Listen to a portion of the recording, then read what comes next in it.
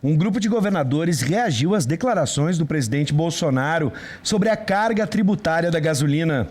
Bolsonaro disse nesta semana que poderia zerar os tributos federais do combustível se os estados tomassem a mesma medida. Para analisar o assunto, nós contamos com a presença do mestre em Direito Tributário, professor Mozart Wierchowski. Seja bem-vindo, professor. Boa tarde, mais uma vez é um prazer estar aqui, agradeço sempre a lembrança e é muito bom poder estar discutindo temas atuais de direito tributário. Temas atuais e tão problemáticos na vida do brasileiro. Verdade. Eu não estou falando só de gente que tem carro, tá? Ou moto. A gente sabe que, por exemplo, os produtos no Brasil, a produção industrial, agrícola, é transportada, grande parte, ou a maioria, pelas rodovias. E aí o preço da gasolina, o preço do diesel, enfim, tudo influencia no que a gente vai acabar comprando. Para começar, qual a composição da carga tributária da gasolina no Brasil que tem gerado tantas discussões entre o presidente Jair Bolsonaro e os governadores? Nós temos 4 tributos. Nós temos 3 tributos federais, que é PIS, COFINS e a CID combustível, que gira em torno de 15%, a alíquota desses 3 tributos. E nós temos um tributo estadual, que é o ICMS, que daí nós temos alíquotas variadas, mas vamos colocar que o padrão, né, seria a alíquota de 30%. Hoje no Rio Grande do Sul. 30% no Rio Grande do Sul. E aí tantas pessoas falam de Santa Catarina, por exemplo, lá em Santa Catarina, mais ou menos, ou outros estados, tem ideia? O Rio Grande do Sul tem a segunda alíquota mais elevada, só perde para o Rio de Janeiro, que tem 34%, daí o Rio Grande do Sul tem 30%, Goiás tem 30%, boa parte dos estados tem um pouco menos, 27%, 28%. Perfeito. Bom, Adriano Pires, diretor do Centro Brasileiro de Infraestrutura, que acompanha o mercado de combustíveis há décadas, afirma que não é possível o governo federal abrir mão dessa arrecadação. Na sua avaliação, isso é possível? O presidente disse, se os estados tirarem o ICMS, eu consigo tirar os meus. Isso é possível hoje? Tanto se fala em contas públicas e arrecadação, corte de gastos. Como é que a gente pode imaginar isso? Dentro de uma reforma tributária poderia ser possível, sim, a diminuição de tributos que incidem sobre bens fundamentais, né, sobre produtos, sobre o consumo que o cidadão ele tem que ter no dia a dia. Como tu bem ressaltaste no início do programa, a gasolina, o diesel impacta em todos. Ah, mas eu não tenho carro, mas não anda de ônibus, tem que se locomover. Claro. Como é que as coisas chegam até o supermercado que tu vai lá e vai também adquirir? Exatamente, então é muito amplo. Então, tu ter uma alta tributação num produto que ele é de extrema necessidade, eu acredito ser um grande equívoco que nós temos hoje na tributação brasileira. O governo poderia compensar, por exemplo, taxando mais a renda do que, por exemplo, o consumo? Foi até uma das discussões que nós tivemos aqui em relação à tributação direta, né? Aqui nós temos uma tributação indireta do consumidor e quando a gente tributa a renda, nós temos uma tributação direta. Olha, tu recebeu mais, tu teve um acréscimo patrimonial maior, então tu demonstrou uma manifestação de riqueza maior, passível de ser tributada. Bom, agora vamos falar dos estados, né? O ICMS. Como entra a questão do ICMS nessa discussão, tendo em vista que a maioria dos estados vive uma crise fiscal e não pode abrir mão de receitas? Eu diria que no caso do Rio Grande do Sul, se for pegar a folha de pagamento, mais os inativos, fica inviável o governo abrir mão de 1 centavo hoje. Como é que a gente pode equilibrar essa equação? Como é que, por exemplo, para ter uma ideia, o governo federal, em governos passados, teve subsídio, controlou o preço da gasolina. Mas aí também se discutiu a questão da Petrobras, investidores que pressionam para que a empresa, né, possa obter mais lucros. Como é que a gente pode equilibrar essa equação?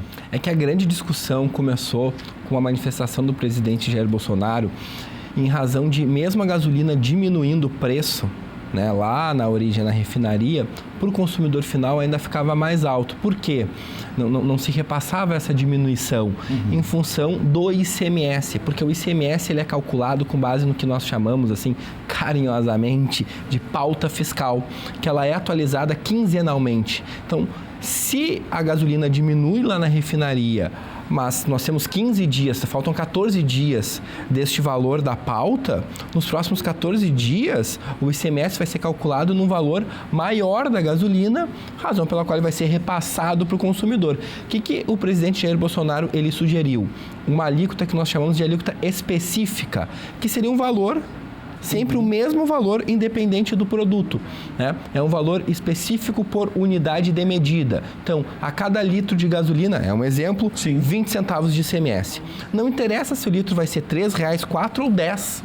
vai ser 20 centavos. E começou a discussão aí. O presidente Jair Bolsonaro, ele sugeriu uma alíquota específica, ao invés da alíquota ad valorem que nós temos hoje, que é um percentual sobre uma base de cálculo. Sim. Em razão dessa pauta fiscal que ela é atualizada de 15 em 15 dias. Como é que se produz essa base de cálculo para calcular esse valor que incide? É um preço médio? É um convênio que a gente chama o CONFAZ, que participa todos os secretários das fazendas dos estados e mais do Distrito Federal, tá? Com base no preço médio da gasolina a nível Brasil. Bom, esse dinheiro arrecadado vai para onde? Tanto na esfera estadual quanto federal. Tu disseste que a gasolina incide tributos federais e estaduais. Isso. Para onde vão esses tributos?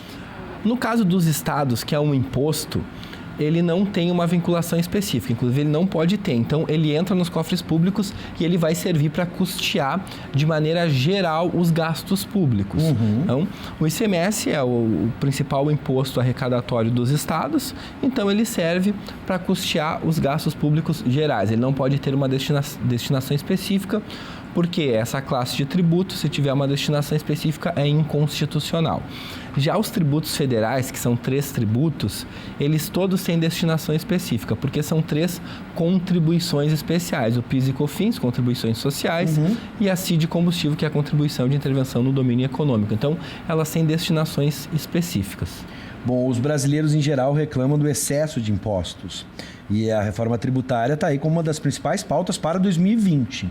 É possível chegar pelo menos a um meio termo nessa relação sem a necessidade dessa ampla reforma, ou de uma reforma mais ampla? Mudanças mais amplas no sistema tributário realmente são urgentes? Ou nessa proposta, por exemplo, do presidente, a gente vê que é um ponto específico. Seria necessário hoje, o que a gente pode imaginar? Pontos específicos para serem ajustados ou uma grande reforma? O necessário é uma grande reforma, mas enquanto nós não temos uma grande reforma, a gente pode ajustar pontos específicos e iniciando exatamente pela diminuição da carga tributária de bens tão essenciais. Então, nós temos a alíquota do ICMS padrão do estado do Rio Grande do Sul é 18%, mas daí na gasolina é 30%. Na energia elétrica é 30%. Então, esses produtos, eles têm que ser tributados de uma forma mais branda para o contribuinte. Sim. A gente não vai se livrar da energia elétrica, a gente não tem como viver sem a gasolina. Então, por que tu cobrar uma alta tributação exatamente nesses produtos essenciais? Quando a Constituição diz que o ICMS poderá ser seletivo, ou seja, uma menor alíquota conforme for a essencialidade do produto. Vou dar um exemplo. É possível a gente imaginar, se falou do imposto do pecado, né? Tributar mais ainda bebida e cigarro. É possível fazer esse ajuste, por exemplo, reduzir na gasolina e tributar produtos específicos, como um novo ICMS para cigarro e bebidas, por exemplo? Sim. Eu acho que o pessoal de casa não vai gostar muito da ideia do cigarro e da bebida. Pois mas sim, porque se a gente analisar tributariamente, a bebida é um bem supérfluo. Sim. A gente não tem a necessidade, né? Que o pessoal lá da Serra não esteja nos disputando, né? Pois é. Mas a gente tem que analisar, olha, não é essencial. Já a gasolina, né? A energia elétrica são bens essenciais. Sim. Só que o grande problema é que a Constituição, em relação ao ICMS, usa o verbo deverá. Em relação ao IPI, ICMS poderá e o IPI deverá. Então, com base nesse poderá, os estados dizem, olha, se pode ser seletivo, pode não ser, então eu tributo como eu quiser. Claro. Já o IPI, que é um imposto federal, ele sempre tem que ser seletivo. Então, por exemplo, o IPI do cigarro, ele tem que ser menor que o IPI de uma camiseta, por exemplo, de uma camisa. Bom, é sempre importante trazer para o debate modelos, sistemas de outros países. Tanto se fala, mas na Europa é assim, mas nos Estados Unidos é assado. O Brasil é muito complexo. Mas dá para a gente imaginar um sistema tributário de outras nações se encaixando ou servindo de inspiração aqui para o nosso sistema, em especial nos combustíveis? Eu, particularmente, sou um admirador do sistema tributário norte-americano, principalmente em relação ao consumo. Tá? E isso é algo que quem já teve a oportunidade de ir nos Estados Unidos verifica na prática que o que está na prateleira, o valor que está na prateleira é o valor do produto. Quando tu passa a tua compra, a partir do momento que tu passou no caixa, que é acrescentada a tributação. O famoso tax. O tax, exatamente. A tax norte-americana Então, tu sabe quanto tu está pagando, tu sabe quanto realmente é o galão da gasolina, né? E aqui seria o litro da gasolina, porque aqui a gente não sabe. Tanto que quando vai ler reportagens, diz, os postos de combustíveis têm 10% de lucro somente, tá? Quanto que é a carga tributária na gasolina? Na verdade, isso daí é uma informação que poucas pessoas sabem. Quem não é da área, acaba não tendo esse interesse. Eu quero saber se o litro está 4,69, 4,49 ou 4,29. Sim, verdade. Bom, eu quero agradecer as informações e as explicações que tivemos aqui com o especialista, mestre em Direito Tributário, professor Mozart Wierchowski. Seja sempre bem-vindo e até um próximo encontro. Até o próximo. Novamente agradeço. É um prazer estar aqui conversando com vocês. Sempre que precisar, estamos à disposição. Até o próximo encontro. Um abraço. Abraço.